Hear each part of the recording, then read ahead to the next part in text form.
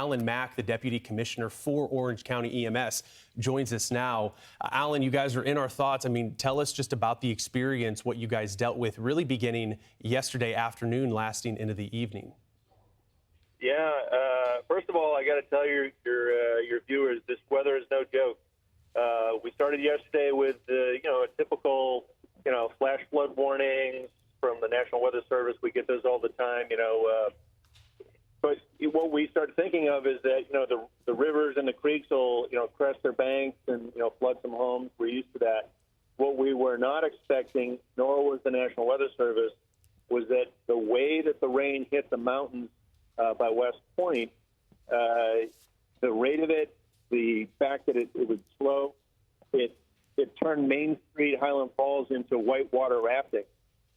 We just weren't expecting that. And so along with that, all of the roads washed into and out of that village and West Point. So we're dealing with that right now. I'm actually headed there to set up a command post. So the other thing for your viewers, don't drive through standing water.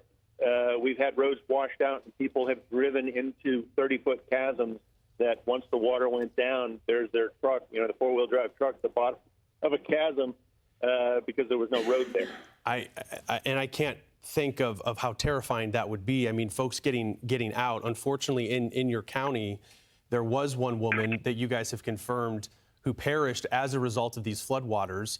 Do you know more about the circumstances surrounding that? Was it one of these cases? Our Katie Byrne was just reporting from Highland Falls, mentioning that she was in a vehicle at the time of her death, perhaps getting swept away? No, she actually was walking. She was going to check on a family member, and the road on the shoulder on both sides of the road washed out and took her with it. That's just devastating. It's awful to hear. I mean, you had mentioned in West Point, in about 3 hours, some of the numbers there, we saw 5.5 inches worth of rain. That was from about 2 p.m. until 4 p.m. And right. Now that we're dealing with that sort of flooding, unfortunately, when we have these risks and what we saw yesterday there, this flash flood emergency, nearly half of the flooding fatalities occur during these times. I mean, you had mentioned to stay off the roads. Tell us more about the situation right now, what you guys are assessing. I think for the most part, Orange County is beginning to dry out. Is that correct? It is, and the water is starting to recede, so we had a bunch of cars that were underwater. So we are now checking those to see if there are bodies in there. The bridges, one of the main bridges that comes off the Bear Mountain Bridge heading northbound, brand new bridge, is it's undermined. All the pilings are gone. Probably take months to years to fix it again. The roads, we're out assessing right now which bridges are still okay and which roads have been undermined. So most of the roads around the area, especially for commuters, are closed right now, either to be assessed or they are damaged severely. So I think that a lot of traffic has been pushed off the thruway. The Metro North isn't running up this way.